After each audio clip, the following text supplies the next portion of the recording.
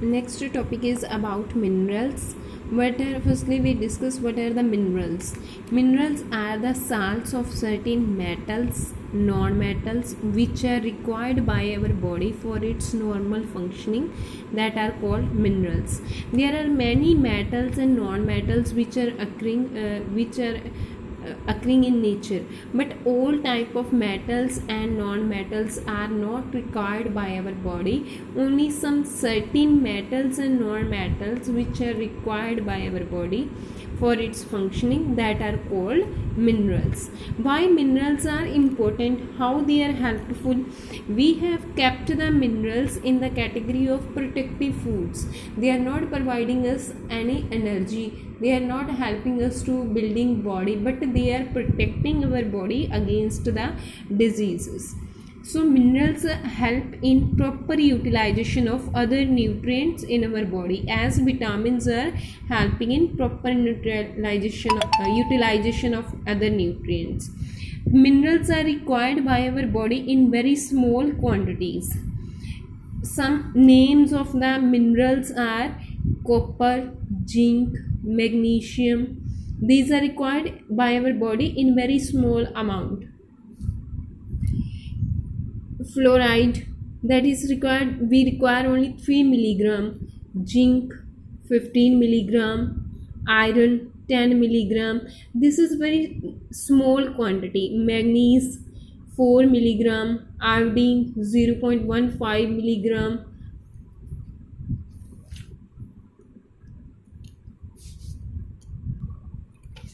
Next are import minerals and their functions, how they are helpful for our body and what are their sources. This table is important.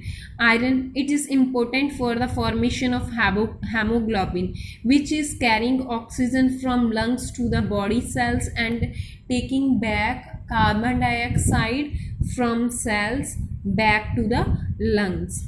Its sources are liver, kidney, eggs, all these.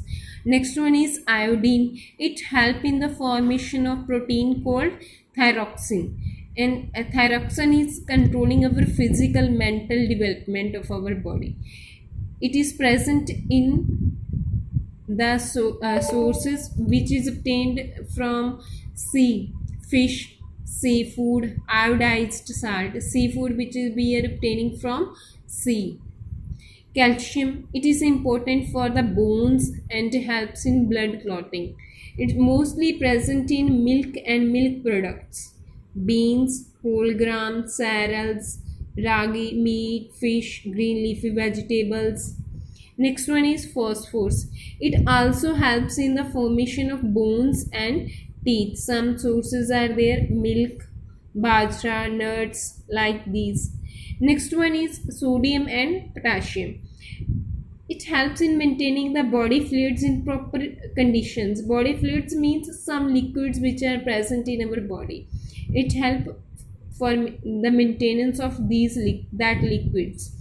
And sources are mostly common salt, vegetables, milk. Common salt which we are using in our food.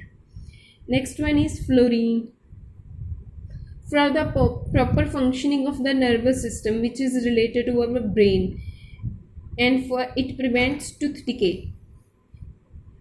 Sources are only water, because we know in water some minerals are present, many minerals are present, and fluorine is one of them, which we can get only from water. That's why water is an important component of our food. Next is about water. We will discuss water. We know we can't survive without water. It is essential for life to exist, and we have done that 75% of our body weight is due to water. 75%, or we can say 2/3 of our body weight. And some quantity of water is present in fruits, vegetables. Next is functions of water. Water is important for the transportation of nutrients and chemicals to and from the cells, from one part to the other part. for maintaining the body temperature, for the excretion of body wastes. As a next one is as a medium for biochemical reactions in our body, the reactions which are taking place inside our body. Water is medium for all that reactions. Our blood is also containing a large quantity of water. We have done that components of blood. RBC, a red blood cell, is one component of the blood. Same way, blood is containing water also. If we are having less quantity of water,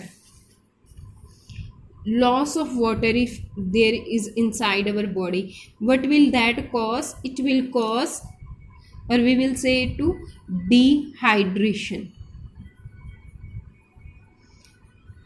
D means loss, hydration meaning water, loss of.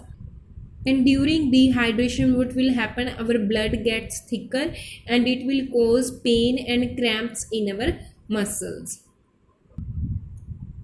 Next is dietary fibers or roughage. What are dietary fibers? The indigestible fibrous material present in our food item is termed as roughage. Mostly roughage is consisting of a plant cellulose, and cellulose is a type of carbohydrate. Our body system have not enzyme to digest cellulose, therefore it is difficult to digest large quantity of roughage. Roughage remains undigested in our body and it is excreted out from our body.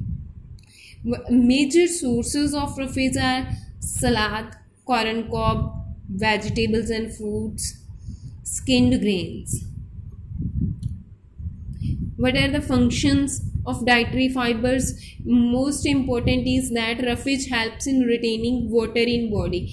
If we are taking roughage in our food, then we take large quantity of water.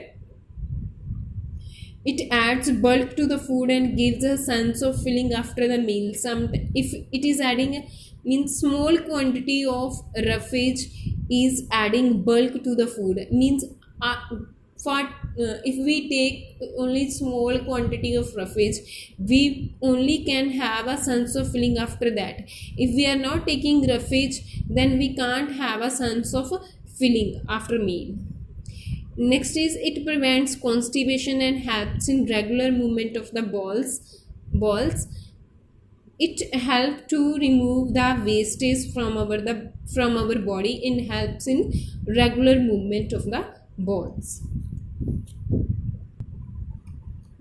Next is balanced diet. Why should we have balanced diet? Because the food which we are taking, it should meet all the requirements of our body. It should provide us energy, it should provide materials for the repair to repair the damaged cells and for the replacement of the new cells.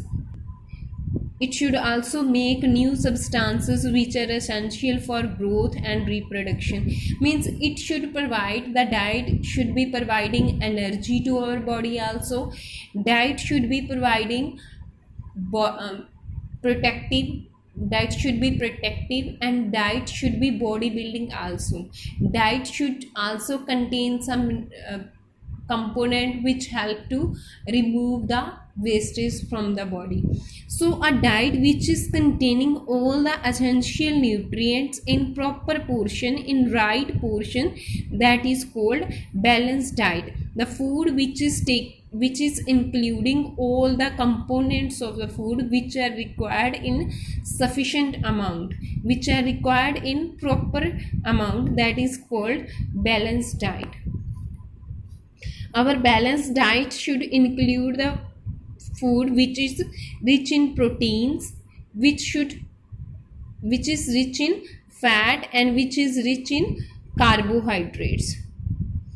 Fat should be present in our food, carbohydrates should be present in our food, and proteins should also present in our food. Instead of that, also vitamins and minerals should also present in our food. Next Composition of balanced diet. Composition of balanced diet meaning what amount of nutrients or components should be present in our food, how much quantity of carbohydrates, fat is required. That depends upon three things: upon the child, whether it is male or female. Next one is age group, according to the age. Next one is occupation, whether the child or a person is doing physical work or a mental work. So balanced diet should contain carbohydrate, fat, proteins, minerals, vitamins, roughes, and sufficient quantity of water also.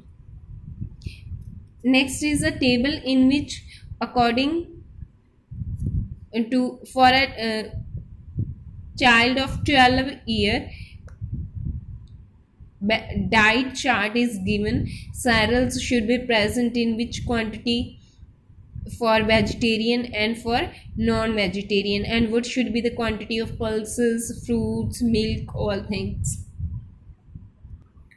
The quantity of fat or oil which is required in our body, that is only 35 gram, means it should be less, because if we are taking its more quantity, it will cause obesity and it will be harmful for our body.